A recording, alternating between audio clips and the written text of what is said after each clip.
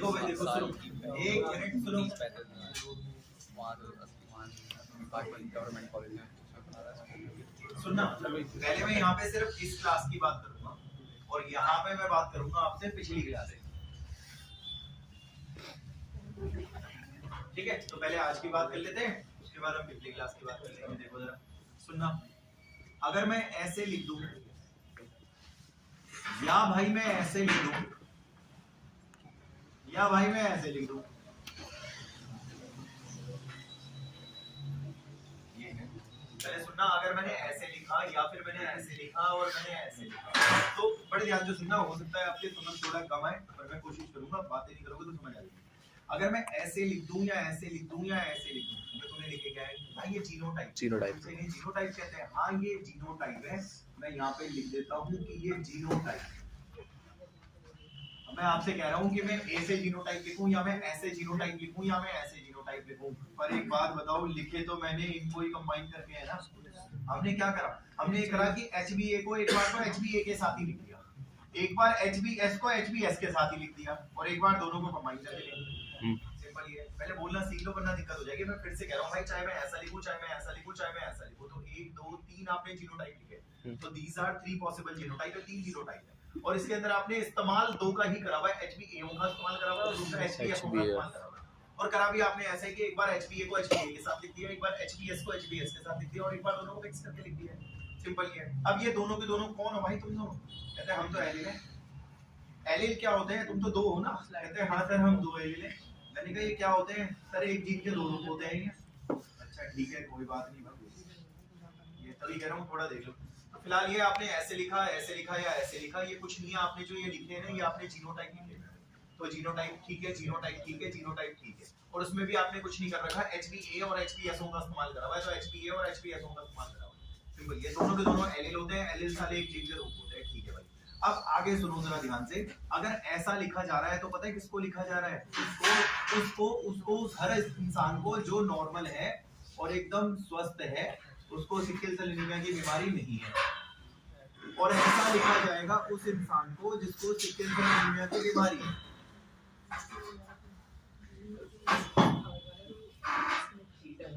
और ऐसा लिखा जाएगा उस इंसान को जो कैरियर है।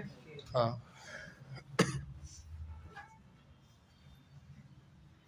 ठीक है, अब देख लो भाई, ऐसा उसको लिखा जाएगा जैसे इस कमरे में हम जितने भी हैं, अगर हमें सिकल सेल एनीमिया की बीमारी नहीं है तो हमें ऐसा लिखा जाएगा, और शायद हमें इस कमरे में किसी को सिकल सेल एनीमिया नहीं है तो हमें ऐसा लिखा जाएगा। ऐसा लिखा जाएगा उसको जो सिकल सेल एनीमिया की बीमारी से ग्रस्त है, यानी कि जिसको सिकल सेल एनीमिया की बीमारी है। और ऐसा लिखा जाएगा उसको, ध्यान से सुनना, जिसको सिकल सेल एनीमिया नहीं है लेकिन उसके बच्चों को सिकल सेल एनीमिया है।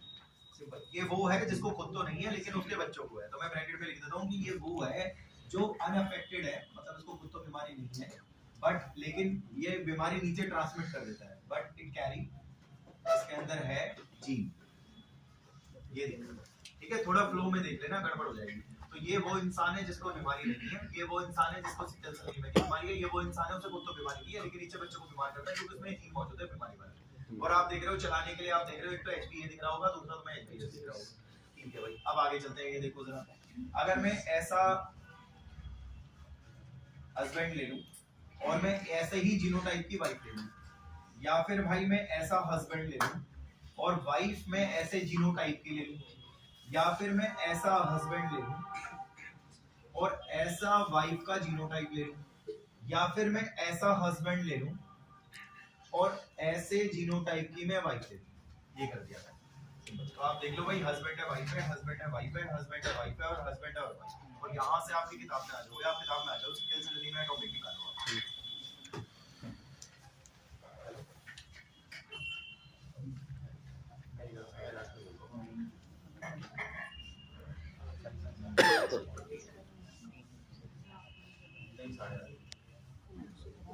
तो सुनो, मैं कह रहा था कि आपने हस्बैंड इस जीनोटाइप का लिया है, वाइफ इस जीनोटाइप की लिए, तो एक बात बताओ यार, जब आप क्रॉस कराओगे तो ये बच्चा कैसा आएगा?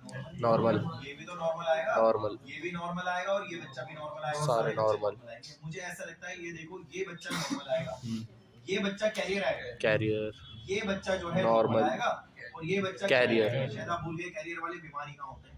हाँ। सिंपल ये। अच्छा, यहाँ पे कैरी ये कर बच्चा आपका नॉर्मल आएगा, ये बच्चा भी नॉर्मल आएगा, ये बच्चा Carrier। कैरियर वाले बीमार नहीं होते, और ये बच्चा भी कैरियर आएगा, कैरियर Carrier। वाले बीमार नहीं होते। यहाँ पे देखते हैं भाई, ये बच्चा आपका नॉर्मल नॉर्मल, ये बच्चा कैरियर कैरियर, ये बच्चा कैरियर कैरियर। कैरियर वाले बीमार नहीं होते। और ये तो गया अफेक्टेड, ये HBS चला जाएगा, HBS और HBS ये बीमार हो जाएगा। सिंपल। तो आपने भाई देखो ध्यान से सुनना, यहाँ पे 2 बार आप HBS नहीं निकाल सकते, यहाँ पे भी 2 बार आप HBS नहीं निकाल सकते, एक ही बार निकाल सकते हो। यहाँ पे भी आप 2 बार HBS नहीं निकाल सकते, आप एक ही जगह से निकाल सकते हो, दूसरी जगह से नहीं निकाल सकते, पर यहाँ पे आप 2 बार HBS निकाल सकते हो और बीमारी करवा सकते हो। मैं इंग्लिश में शायद ये बात कहूंगा, ये बीमारी मुझे नीचे बच्चे में दिख रही है, लेकिन तब जब आप देख रहे हो माँ बाप कैरियर ले रखे हैं, ये HBS तो कैरियर होते हैं। तो आप इंग्लिश में ये बात कहोगे, दिस डिजीज, ये जो डिजीज है बी ट्रांसमिट, ये ट्रांसमिट होगी from parents to their progeny only when, जब आपने पेरेंट्स देख लो कैसे कैरियर ले रखे हैं। और एक बात और बताऊं, ये हेटेरो है, ये दोनों सेम है, होमो है, और ये भी सेम है, होमो है। कोई भाई होमो है लेकिन ये हेटेरो है, सिंपल ये है। और एक बात और बताऊं, जरा ध्यान से सुनना, देखो समझते रहोगे ना, काम चलता रहेगा, पैराग्राफ सीधा निकल जाएगा। फिलहाल आपने भाई वो जो नीचे बच्चे में बीमारी कराई है, वो जो बच्चे में बीमारी हुई है HBS जो बीमारी हुई है, वो बीमारी तब हुई है जब साले माँ बाप कैरियर है, और कैरियर आप देख रहे होंगे यही तो है कैरियर, तो ये हेटेरो है भाई। बस सेकंड लाइन पढ़ना टॉपिक की सेकंड लाइन, उसमें लिखा हुआ है कि ये बीमारी ट्रांसमिट होगी माँ बाप से बच्चों में तब जब माँ बाप दोनों कैरियर हेटेरो ले रखे थे ना आपने, ठीक है। मैं भी यहाँ पे यही कह रहा हूँ भाई, ये बीमारी बच्चे में HBS, और ये बीमारी तब आई है जब आपने बाप और माँ दोनों कैरियर ले रखे थे, हेटेरो ले रखे थे आपने, वरना तो यहाँ नहीं आई थी बीमारी, यहाँ नहीं आई थी, यहाँ नहीं आई थी, वहीं आई है बीमारी। सिंपल ये चीज है। और एक बात और है, इसको भी समझना, मेरे को ऐसा लगता है कि इसको चलाने के लिए आपने एक तो HBE का इस्तेमाल करा हुआ है, दूसरा आपने HBS का इस्तेमाल करा हुआ है, और ये दोनों के दोनों साले एक ही जीन के 2 एलील हैं। ये अगली लाइन में लिखा हुआ है, इस बीमारी को चलाने के लिए, इस डिजीज को कंट्रोल करने के लिए शायद आपने वो जीन के 2 एलील होंगे HBA और HBS जिनका इस्तेमाल करा हुआ है। सिंपल। अच्छा, ये जीनोटाइप कितने हैं यार? 3, एक ये है, दूसरा ये है, तीसरा ये है। और इसमें बताओ बीमारी कहाँ हो रही है? बीच वाले, सेकंड वाले। ये होमो है, हेटेरो है? होमो। आप बोलो ना 1 2 3 3 पॉसिबल जीनोटाइप है, उसमें डिजीज का यहाँ दिख रहा है मुझे फिनोटाइप, और ये आप दिख रहे होंगे होमो है। इसके बाद लिखा हुआ है, ऐसे लिखा हुआ है, आउट ऑफ 3 पॉसिबल जीनोटाइप, ये लिखा हुआ है कि आप 3 पॉसिबल जीनोटाइप देख रहे हो, जैसे कि बोर्ड पे आप देख रहे हो, एक ये रहा, दूसरा ये रहा, तीसरा ये रहा, तो आप 3 पॉसिबल जीनोटाइप देख रहे हो। उसमें लिखा हुआ है डिजीज का फिनोटाइप आपको तब दिखेगा जब HBS होमो होगा, ये लिखा हुआ है। अच्छा, ये कौन है, हेटेरो है, होमो है? हेटेरो। भाई हेटेरो वाले क्या होते हैं भाई? कैरियर वाले खुद तो बीमार नहीं है, पर जीन कैरी करता है। सुनो, ये वाला नीचे बच्चे में दिया जाए और उसे बीमार करा जाए, या ये वाला नीचे बच्चे में दिया जाए और उसको स्वस्थ पैदा करा जाए, तो मुझे ऐसा लगता है चांस तो 50-50 है। तो आप ये बात कहोगे, ध्यान से सुनना, हेटेरो वाले कैरियर हैं, ये बीमार नहीं होते, हेटेरो वाले कैरियर हैं, बीमार नहीं होते, लेकिन साला ये देने की संभावना 50% रखते हैं बच्चे को बीमार करने के लिए। ये आगे लिखा हुआ है हेटेरो वाले जो होते हैं वो अपेरेंटली अनअफेक्टेड होते हैं, मतलब बीमार नहीं होते, लेकिन वो 50% संभावना रखते हैं उस जीन को नीचे बच्चे में देके बीमार करने की। और इसके बाद की लाइन मैंने अभी कराई थी, इससे पहले वाली क्लास, यानी कि वो प्रीवियस क्लास में जा रहे हैं हम बार-बार। सिंपल ये। तो ये बात आपकी इतनी खत्म हो गई। अब चलते हैं इससे आगे, ये भी सुनना भाई, बड़े गड़बड़ हो जाएंगे, ध्यान से सुनो। इधर देखो जरा, देखो ये बताओ, पिछली क्लास में मैंने तुम्हें थैलेसीमिया कराया था? हाँ, करवाया था भाई। थैलेसीमिया कितने प्रकार के बताए? 2, अल्फा थैलेसीमिया और बीटा थैलेसीमिया। एक मैंने तुम्हें यार बीटा थैलेसीमिया बताया था, ये मैंने आज इसे अभी क्लास से पहले दोबारा कराया था, और मैंने आधे घंटे का टाइम दिया था कि तुम देख दाख के अपना याद करो, उससे काम हो जाएगा। ये बताओ भाई, अल्फा थैलेसीमिया कब होता है? जब अल्फा ग्लोबिन चेन नहीं बनती। और भाई बीटा थैलेसीमिया कब होता है? जब बीटा ग्लोबिन चेन नहीं बनती। बीटा ग्लोबिन चेन नहीं बनती। वैसे एक बात बताओ यार, ये बीटा ग्लोबिन चेन को बनाने के लिए कौन सा जीन था? HBB जीन था भाई। कौन से क्रोमोसोम में था? क्रोमोसोम नंबर 11 में था। चलो ठीक है, कोई बात नहीं। इसको बनाने के लिए तो 2 जीन थे, HBA1 HBA2 और शायद वो क्रोमोसोम नंबर 16 पे भाई, क्रोमोसोम नंबर 16 में थे। तो क्रोमोसोम नंबर 11 में जीन था जो कि सारा चेन बना रहा था, और क्रोमोसोम नंबर 16 में जीन थे जो कि चेन बना रहे थे। भाई खराब हो गए, नहीं बनेगी, बीमारी हो जाएगी, खराब हो गए, नहीं बनेगी, बीमारी हो जाएगी। कोई बात नहीं, थोड़ा डिटेल में ले लेते हैं, चाहे इससे समझ लो, चाहे इससे समझ लो, किसी से भी समझ लो। अब मैं एक काम करता हूँ, आपको किसी से भी समझा देता हूँ, इससे या उससे। मैं इससे समझा रहा हूँ, नहीं आएगा इससे समझ लेना, या मैं इससे समझा देता हूँ, तुम्हें नहीं आएगा, उससे नहीं आएगा, मुझसे पूछ लेना। मान लो मैंने इससे समझाया, तुम घर पे गए, तुमने इससे प्रैक्टिस करी, तुम्हें नहीं आया, मुझसे पूछ देना, मैं इससे भी समझा दूंगा। और मैंने इससे समझाया, तुम्हें लगा नहीं आ रही, वो तुमने घर जाके कर लेना, नहीं आएगा, मुझसे अगली क्लास में पूछ लेना। तो हम कोई सा भी एक पकड़ लेते हैं, चलो इसे पकड़ लेते हैं। आ जा भाई, क्रोमोसोम नंबर 11 है, ठीक है भाई, और क्रोमोसोम नंबर 11 है, ठीक है भाई। फर्क ये है कि ये फादर में है और ये मदर में है, तो ये फादर मदर से ही तो सेक्सुअल रिप्रोडक्शन से बच्चा पैदा होगा। हाँ। ठीक है भाई, यहाँ पे हम बच्चे की बात करेंगे, प्रोजेनी की बात करेंगे, लेकिन पहले माँ बाप देख लेते हैं, क्योंकि माँ बापों का हिसाब किताब जेनेटिक्स बच्चों में जाता है। माँ बाप के जीन स्वस्थ होंगे तो बच्चे स्वस्थ होंगे भाई, माँ बाप के जीन बेकार होंगे तो बच्चे बेकार ही होंगे। अब एक काम करते हैं, जरा ध्यान से सुनो, मेरे को तुम्हारा नहीं पता, लेकिन मैंने तुम्हें कहा था इंसानों के अंदर 46 क्रोमोसोम होते हैं। हाँ। मैंने ये भी कहा था कि वो 23 जोड़ी में 23 जोड़ी में 23 जोड़ी में शायद 1-2 क्लास पहले मैंने बनाए भी थे, पहला जोड़ी, दूसरा जोड़ी, तीसरा जोड़ी, चौथा जोड़ी, पांचवा जोड़ी, ऐसे करके बनाए थे। तो भाई 11वां जोड़ी भी तो होगा, तो आंटी में भी होगा 11वां जोड़ी, कॉमन सी बात है। फिर मैंने आपको ये भी कहा था, मुझे याद है, मैंने ध्यान से सुनना, ये 11वें नंबर का जोड़ी है, वो 11वें नंबर के जोड़े हैं, और एक जोड़े में 2 चढ़े हैं, 28 जोड़े होते हैं ऐसे। तो 11वें नंबर का जोड़ा है, ऐसे यहाँ लोगे तो 16वें नंबर का जोड़ा लेना, जैसे वहां पे 11वें नंबर का जोड़ा लिया है आपने, उसी तरीके से यहाँ पे लोगे तो 16वें नंबर का जोड़ा लेना। अब एक बात बताओ भाई, आप 11वें की बात कर रहे हो तो उसमें जीन भी तो होगा। मुझे तुम्हारा तो नहीं पता, लेकिन मैंने पढ़ाया जरूर था आपको कि ये दोनों क्रोमोसोम होमोलोगस होते हैं। हाँ, होमोलोगस का मतलब अगर इसमें एचबीवी जीन है तो उसके अंदर भी एचबीवी होगा। सिंपल नहीं, अगर इसमें एचबीवी जीन है तो इसमें भी होगा ही होगा भाई, क्योंकि ये होमोलोगस है, सिंपल। इसीलिए अब और सुनो, देखो बड़े ध्यान से सुनना, दिक्कत हो जाएगी। कोई आपसे बोले क्या बोलना, क्रोमोसोम नंबर 11 का जोड़ा है ये, तो 11 में पहला जोड़ा, दूसरा जोड़ा, तीसरा जोड़ा, चौथा जोड़ा, पांचवा जोड़ा, 6, 7, 8, 9, 10, 11वां जोड़ा भी तो होगा, सिंपल। और ऐसे ही मदर के अंदर भी होगा भाई जोड़ा, और जोड़े में क्या होता है, वो होमोलोगस होते हैं, दोनों सेम होते हैं। तो जो जीन 11वें में एचबीवी है तो 11वें में एचबीवी उधर भी होगा, वो दोनों में होगा भाई, तो एचबीवी दोनों में होगा भाई, ठीक है, कोई बात नहीं। ऐसा हो सकता है, प्लीज ध्यान से सुनना, ऐसा हो सकता है कि खराब हो और सही हो, ऐसा हो सकता है ना भाई, खराब हो और सही हो, या क्या पता भाई ये वाला खराब हो वो वाला सही, ये हो जाए भाई, सिंपल ये। अच्छा एक और बात मैं आपको ये भी बताता हूँ, देखो आ जाओ इधर, क्रोमोसोम नंबर 11 का जोड़ा, क्रोमोसोम नंबर 11 का जोड़ा और क्रोमोसोम नंबर 11 का जोड़ा, 11वें का जोड़ा, 11वें का जोड़ा, 11वें का जोड़ा, कौन सा जीन था भाई, एचबीवी जीन था, नहीं एचबीवी जीन था, और एचबीवी जीन था, और एचबीवी जीन था, और एचबीवी जीन था, और एचबीवी जीन था। समय और परिस्थिति के हिसाब से कुछ भी हो सकता है भगवान की दुआ से दोनों सही हो सकता है भैया, दोनों ही खराब हो, और हो सकता है एक सही हो एक खराब, सिंपल। इसके अलावा और कोई केस तो आएगा ही, सिंपल। हाँ, आप में से कुछ बच्चे कहेंगे योगेश भाई इसे खराब कर दो उसे सही कर दो, बात तो वही है, एक खराब एक सही, सिंपल, कॉमन सी बात है। हो सकता है दोनों खराब हो सकता है दोनों सही हो सकता है एक खराब एक सही, चाहे इसे खराब कर लो उसे सही कर लो, या उसे खराब रहने दो उसे सही कर लो, सिंपल ये। चलो कोई बात नहीं। एक और बात बताओ जरा, ये बताओ बीटा जीन मैंने बीटा चेन बनाएगा, बीटा चेन बनाएगा बंदा सही होगा, कोई दिक्कत नहीं, तेरे से भी चेन बनेगी, तेरे से भी चेन बनेगी, दोनों सही हो, चेन बनेगी तो सही हो जाएगा भाई। भाई बीटा चेन नहीं बनेगी, बीटा चेन नहीं बनेगी, बीटा चेन बिल्कुल नहीं बनेगी, बीटा थैलेसीमिया होगा, सिंपल। मुझे ऐसा लगता है तेरे से नहीं बनेगी, तेरे से तो बनेगी कैरियर, यही तो है कैरियर, सिंपल। आप बताना भैया उससे ना बनेगा, कोई बात नहीं, इससे तो बने, तो उस इंसान का इससे काम नहीं चलेगा, पर इससे काम जरूर चल जाएगा, इसलिए वो बंदा बीमार नहीं होगा। शायद यहाँ भी कैरियर की बात आप यही कह रहे थे। हाँ। अरे भाई एक बात बताओ, इससे भी काम नहीं चलेगा, इससे भी काम नहीं चलेगा, दोनों खराब है तो बीमारी तो होगी, लेकिन इससे काम नहीं चलेगा, इससे तो चल जाएगा, तो इससे काम चला लियो, बंदे को बीमारी क्यों होगी, सिंपल ये। लेकिन ये खराब जीन नीचे बच्चे में 50% संभावना के साथ तो जाएगा ना, सिंपल ये चीज है। वही चीज मैं यहाँ पे भी बता रहा हूँ भाई, इसलिए मैंने आज की क्लास को पिछली क्लास से कनेक्ट करा, और मैं आपको बची हुई लाइनें भी पढ़ाऊंगा जो मैंने पिछली क्लास में नहीं पढ़ाई थी, इसलिए ध्यान से सुनना। आप बताना क्रोमोसोम नंबर 11 का गुरुजी जोड़ा है, जोड़े में जीन तो होमोलोगस है, तो दोनों में होंगे, वो हो सकता है दोनों के जीन सही हो सकता है दोनों के खराब हो सकता है भाई एक का सही हो एक का खराब हो।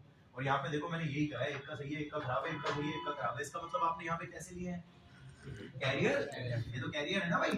फादर भी तुमने कैरियर ले लिया, मदर भी कैरियर है, क्या बताएंगे ये हेल्दी है या ये भी कैरियर हेल्दी है, ये अनहेल्दी, अफेक्टेड है, बीमारी से पीड़ित है, इसको तो थैलेसीमिया है भाई, बीटा थैलेसीमिया होगा अल्फा होगा, बीटा थैलेसीमिया होगा भाई, ये कैसा है कैरियर, कोई होमो है हेटेरो है, होमो होमो है, और ये होमो है, लेकिन ये हेटेरो, सही कह रहे हो, लिखना चाहिए भाई हेटेरो है भाई, हेटेरो है भाई, नहीं लिखना चाहिए भाई हेटेरो है भाई, हेटेरो है, और हेटेरो वाले आप देख रहे हो कैरियर है। अब एक बात बताओ, खुदा ना खास्ता ऐसा हो साला इधर से भी आ जाए और इधर से भी आ जाए, तो भाई इधर से भी तुम्हारा खराब वाला एचबीवी आ गया, उधर से भी खराब वाला आ गया, हो तो ये बीमारी हो गई, सिंपल ये। तो आप थैलेसीमिया में भी ये बात कह सकते हो, मैं थैलेसीमिया पढ़ा रहा हूँ, थैलेसीमिया में भी ये बात कह सकते हो कि बच्चे में मुझे बीमारी दिख रही है, लेकिन मुझे तब दिख रही है जब साला बाप भी कैरियर ले रखा है और माँ भी कैरियर, ये थैलेसीमिया की सेकंड लाइन।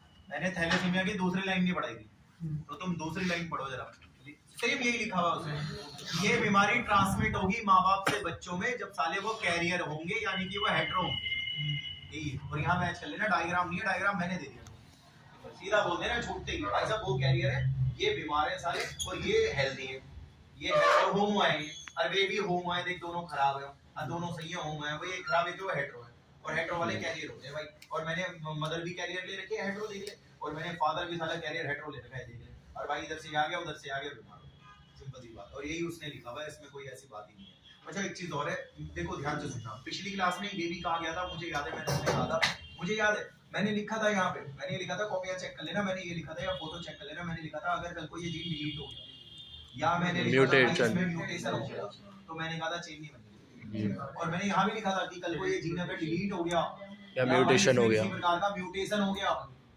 तो भाई ये काम नहीं करेगा। इसका मतलब सीधी सीधी बात है, अगर जीनों में डिलीशन हो गया या जीनों में म्यूटेशन हो गया तो फिर ये काम नहीं करेंगे, फिर चेन नहीं बनेगी, और अगर चेन नहीं बनेगी तो भाई चेन नहीं बनेगी तो मिलके हीमोग्लोबिन कैसे बनेगा, डी से बनता है हीमोग्लोबिन, फिर तो हीमोग्लोबिन बनेगा ही नहीं, फिर तो खराब हीमोग्लोबिन है, उसमें तो चेन ही नहीं होगी, सिंपल ये। इसके बाद देखो जो लाइन आपने अभी पढ़ी ना, जस्ट उसके बाद देखो लिखा होगा ये जो जीन है ना, इनके म्यूटेशन या डिलीशन, ऐसे लिखा होगा उसमें, इनके डिलीशन या फिर म्यूटेशन से अल्फा बीटा चेन नहीं बनती, ये लिखा है, और अगर अल्फा बीटा चेन नहीं बनेगी तो हीमोग्लोबिन एबनॉर्मल होगा, ये लिखा होगा, ये तो लिखा है भाई, और एबनॉर्मल होगा तो उस बंदे को दिक्कत तो होगी भाई। और इसके बाद की लाइन मैंने पढ़ाई है तुम्हें, थैलेसीमिया कैन बी क्लासिफाइड वाली, वो लाइन आपकी हो चुकी है, सिंपल। बाकी एक और बात बताता हूं भाई, पहली लाइन में लिखा था थैलेसीमिया ऑटोसोमल रिसेसिव है, वो भी मैंने बता दिया था आपको पिछली क्लास में कि भाई ऑटोसोम क्रोमोसोम है और रिसेसिव, सिंपल ये। चलो कोई बात नहीं भाई, आगे बात करते हैं। सुनो तो ये बताओ अल्फा थैलेसीमिया में क्या देखा आपने, तो अरे अगर अल्फा चेन नहीं बन रही फिर तो अल्फा चेन की कमी हो जाएगी, हाँ, सिंपल। और बीटा थैलेसीमिया में क्या देखा आपने, बीटा चेन नहीं बन अरे रही, बीटा चेन नहीं बन रही तो बीटा चेन की कमी हो जाएगी, कमी का मतलब इनकी तो क्वांटिटी कम हो जाएगी, क्वांटिटी कम हो जाएगी, हाँ, समझाना। अल्फा थैलेसीमिया में बंदे में अल्फा चेन नहीं बन रही, अल्फा चेन नहीं बन रही तो अल्फा चेन की कमी हो जाएगी, क्वांटिटी कम हो जाएगी, सिंपल। और बीटा थैलेसीमिया में बीटा चेन नहीं बन रही, बीटा चेन नहीं बनेगी तो बीटा चेन की क्वांटिटी कम हो जाएगी। अब बात करते हैं भाई सिकल सेल एनीमिया की, सिकल सेल एनीमिया इसको भी सुनना है, सिकल सेल एनीमिया में ध्यान से सुनना भाई, गड़बड़ हो जाएगी। सिकल सेल एनीमिया में याद करो 7 गोले थे ना, हाँ, 1 2 3 4 5 6 7, सारे गोले सेम थे, बस छठे पे ग्लू की जगह वेलाइन 2 3 4 5 6 7, तो ठीक है छठे पे वेल हो गया था, ये हो गया। नहीं बड़े ध्यान से सुनना। अब आप एक बात बताओ कौन है तू, कहता सर मैं तो नॉर्मल इंसान हूं, मैंने कहा ठीक है भाई तो नॉर्मल इंसान है, और तू बे अफेक्टेड है, सिकल सेल वाला इंसान हूं, मैंने कहा ठीक है। अब रुको तो 1 मिनट, ये बताओ इधर 7 गोले क्या उधर नहीं है, क्वांटिटी की तो दिक्कत ही भाई, क्वांटिटी कितनी है 7 7 है, उधर भी क्वांटिटी 7 ही 7 है, लेकिन दिक्कत है क्वालिटी की, वहां छठे पे ग्लू की जगह वेल लग रहा है, तो इसका मतलब यहाँ पे मुझे क्वालिटी की दिक्कत लग रही है, क्वालिटी की प्रॉब्लम लग रही है मुझे, क्वालिटी की प्रॉब्लम, ये दिक्कत है। आपसे कोई बहस करे आप बता देना भाई, देख 7 गोले इधर थे 7 ही इधर थे, अभी पहले की क्लास में बताया तो था मैंने, देखो 7 और 7, तो 7 और 7 क्वांटिटी में तो दिक्कत नहीं है ना, 7 की 7 ही है, लेकिन फर्क है क्वालिटी में कि वहां छठे पे ग्लू की जगह वहां वेल लग रहा है, सिंपल ये चीज है भाई। देखो सीधी सीधी बात है, मैं ये कह रहा हूँ कि आप लोगों के पास 7 चीजें हैं, वो 7 चीजें अगले के पास भी है, और क्वालिटी ब्रांड अलग है, तो भाई क्वालिटी का फर्क होगा ना भाई, तो क्वालिटी का फर्क है, सिंपल। लेकिन वहां तो चेन ही नहीं है, क्वांटिटी का फर्क है, सिंपल। अब आप क्या बोलने वाले हैं, वो थैलेसीमिया था और ये सिकल सेल एनीमिया था, और ये दोनों एक दूसरे से कुछ इस प्रकार अलग है कि वहां पे क्वांटिटी की दिक्कत है, चेन ही नहीं बन रही, लेकिन यहाँ पे क्वालिटी की दिक्कत है, चेन तो बन रही है लेकिन क्वालिटी हो रही है। ये लिखा हुआ है थैलेसीमिया के लास्ट की 3 लाइनों में, जो मैंने नहीं पढ़ाई थी, लास्ट की 3 लाइनें लिखा हुआ है thalassaemia differ from sickle cell anaemia, ये लिखा हुआ है कि थैलेसीमिया सिकल सेल एनीमिया से अलग है, क्योंकि एक में लिखा होगा उसने क्वांटिटी की दिक्कत है, चेन कम बनती है ना, वो बनती ही नहीं है वहां, लेकिन आगे लिखा होगा कि दूसरे वाले में क्वालिटी की दिक्कत है, चेन बनती है बस उसमें ग्लू की जगह वेल है, ये कहना चाह रहे हैं। तो ये पेपर में आते हैं 3-3 नंबर के फ्री के क्वेश्चन आते हैं इसके ऊपर। ये बात खत्म हो गई। ये बताओ फिनाइल कीटोनुरिया बीमारी नहीं पढ़ाई थी, अब आप फिनाइल कीटोनुरिया में आ जाओ, फोटो खींचनी है तो खींच लो भाई, मैं बिठा दूंगा।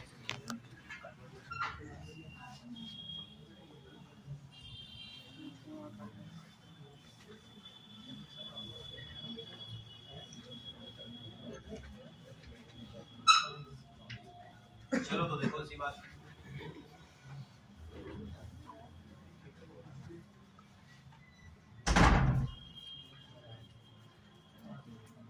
क्रोमोसोम नंबर 12 यार, ये देखना जरा, सुनो, क्रोमोसोम नंबर 12 है सर, ये भी तो ऑटोसोम होता है, बिल्कुल भाई ऑटोसोम कैटेगरी का क्रोमोसोम है, और इसमें जीन है जो कि डोमिनेंट है, ये ठीक है, क्रोमोसोम नंबर 12 है, ऑटोसोम होता है ये, और इसमें जीन है जो कि डोमिनेंट है। डोमिनेंट है तो कुछ काम कर रहा होगा।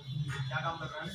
कहता है मैं बनाता हूँ एक एंजाइम जिसका नाम है फिनाइल एलानाइन हाइड्रोक्साइलेज एंजाइम।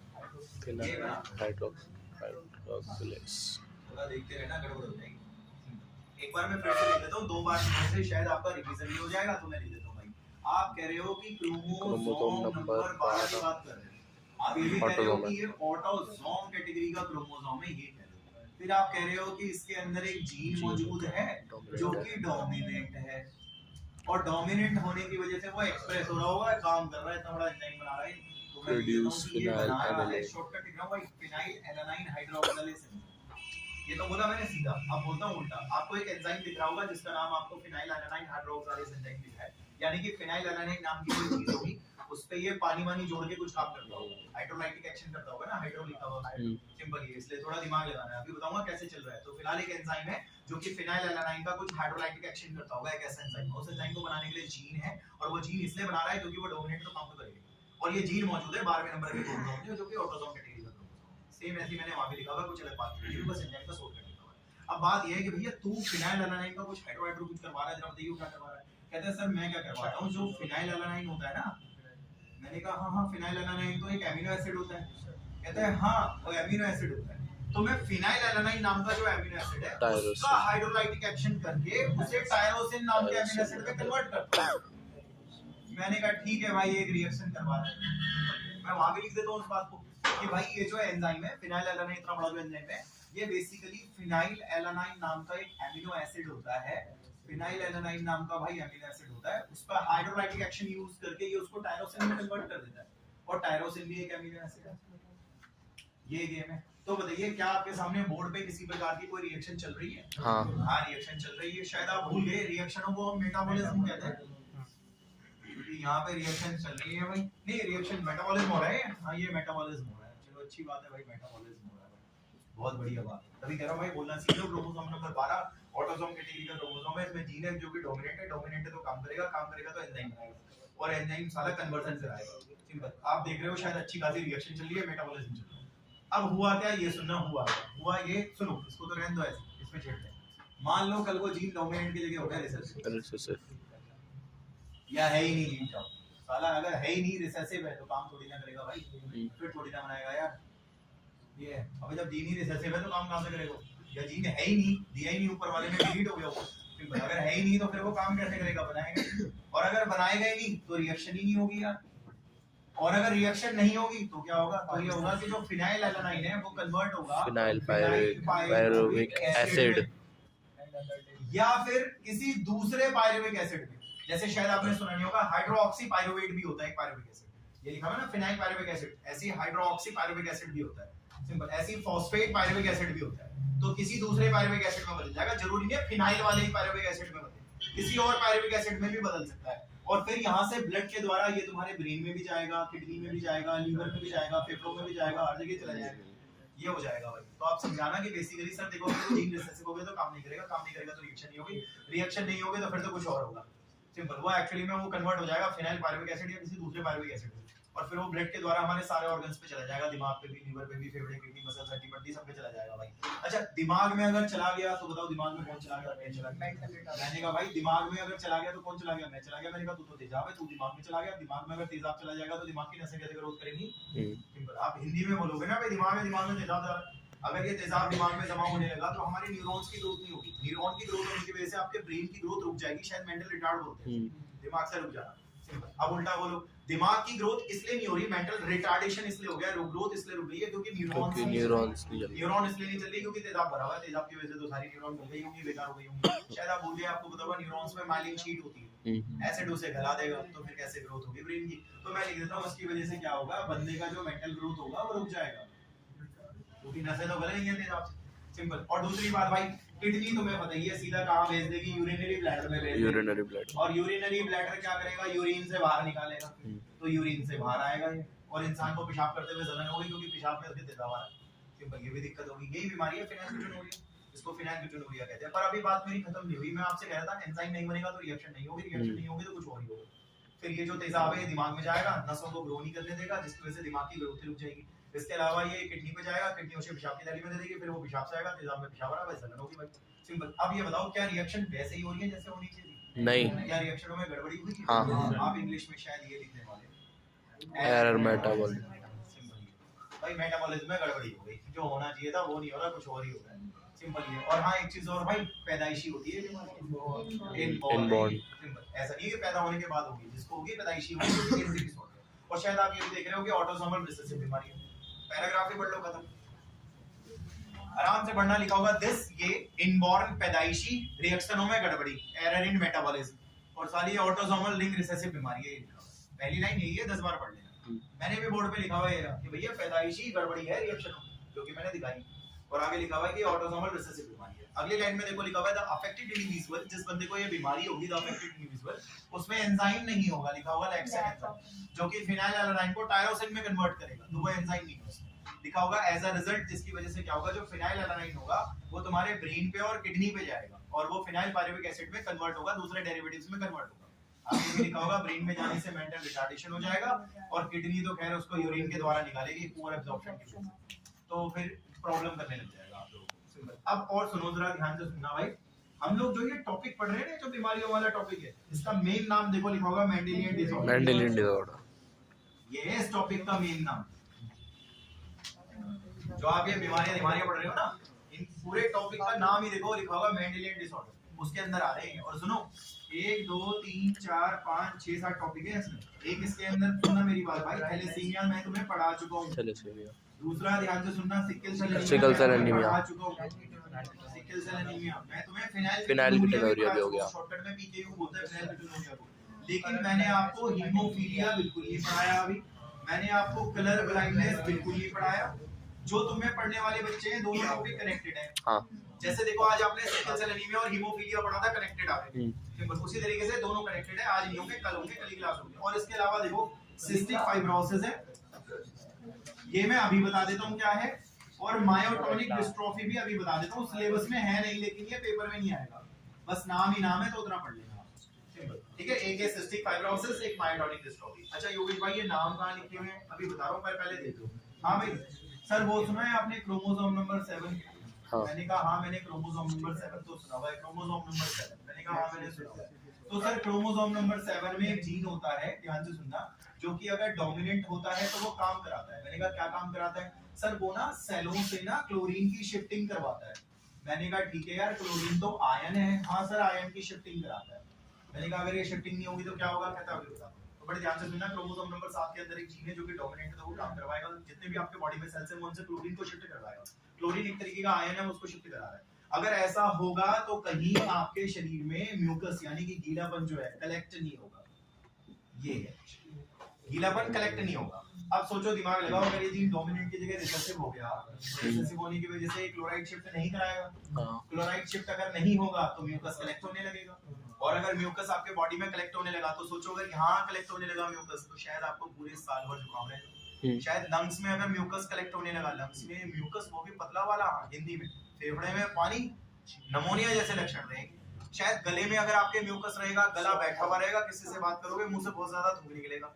और हमारे दिमाग में ना आपको पता होगा छोटी छोटी अंदर खाली जगह होती है, साइनस बोलते हैं उनमें भी अगर म्यूकस भरा रहे, म्यूकस कलेक्ट रहे उनमें, तो साइनस भारी रहेंगे, सर में दर्द रहेगा। देसी भाषा में नजला कहेंगे। सिंपल देखो, नजले वाले सर दर्द से परेशान रहते हैं, उनको पूरे साल भर जुकाम रहता है। सिंपल, और नमोनिया बहुत जल्दी बढ़ जाता है उनके साथ, यही दिक्कत है। वो वैसे देखा जाए उनको चेकअप से सिस्टिक फाइब्रोसिस ना हो, तो सिस्टिक फाइब्रोसिस में बता देना कि भाई क्रोमोसोम नंबर 7 के अंदर जीन होता है जो कि डोमिनेट होगा, वो सेलों तक क्लोरीन की शिफ्टिंग करवाएगा। क्लोरीन की शिफ्टिंग होने से म्यूकस कलेक्शन नहीं होगा। लेकिन अगर जीन रिसेसिव हो गया तो क्लोरीन शिफ्टिंग नहीं होगी, जिसकी वजह से म्यूकस कलेक्ट होगा, जगह जगह म्यूकस कलेक्ट होने से आपको प्रॉब्लम होगी, और यही बीमारी सिस्टिक फाइब्रोसिस। मस्कुलर डिस्ट्रोफी में क्या होता है? ये मायोटोनिक डिस्ट्रोफी और मस्कुलर डिस्ट्रोफी सेम ही चीज है। इसके अंदर क्या होगा, जैसे जैसे आपकी उम्र बढ़ रही होगी, स्केलेटल मसल सूख रही होगी। आप खाना कितना ही खा लो, आपकी मसल्स नहीं रुकेंगी, वो सूखती चली जाएंगी। और एक उम्र ऐसी आएगी जब आप इतने ज्यादा सूख जाओगे कि शायद आप व्हील चेयर पे आ जाओगे, और उसके बाद आप बेड पे चले जाओगे, आपकी प्रीमेच्योर डेथ हो जाएगी। ये इसके अंदर ये सारे नाम लिखे हुए हैं। मेंडेलियन डिसऑर्डर निकालो आप, जो मेंडेलियन डिसऑर्डर है ना, जहाँ लिखा हुआ, कुछ मत करो, 6-7 लाइन नीचे देखो बीमारियां लिखी हुई है, उसमें 6-7 लाइन नीचे ढूंढो, लिखा होगा हीमोफीलिया, और देखो कलर ब्लाइंडनेस भी लिखा होगा वहां पे। तो उन्हीं बीमारियों में देखो सिस्टिक फाइब्रोसिस मिल जाएगा तुमको, उनमें नामों में लिखा हुआ है। अब कल को आकर के तुम पूछो भाई सिस्टिक फाइब्रोसिस क्या है, तो मैंने आपको बता दिया क्या है। और हाँ, हो सकता है कोई टीचर मेरे से ज्यादा बता दे, लेकिन वो आपको दिखावा कर रहा होगा, क्योंकि एनसीईआरटी में इतना भी नहीं लिखा हुआ। बताने को तो कोई सीमा ही नहीं है ना यार, फिर तो पढ़ा दो पूरा एमबीबीएस, लेकिन कोई फायदा नहीं है ना उसका। अच्छा, ये नाम कहाँ है? ये नाम नीचे डायग्राम बना रखा है पेडिग्री का, देखो 2 डायग्राम है पेडिग्री के। पहले वाले डायग्राम का नाम देखो लिखा हुआ है ऑटोसोम डोमिनेंट, और उसमें मायोटॉनिक डिस्ट्रॉफी लिखा हुआ है, अगर आपको दिख रहा हो। दूसरा तो क्या सिकल सेल एनीमिया में पढ़ा चुका हूँ, ऑटोसोमल रिसेसिव। ये बात इतनी हो गई। अब ये बता दो भाई, कल सुबह 11:30 बुला लूं?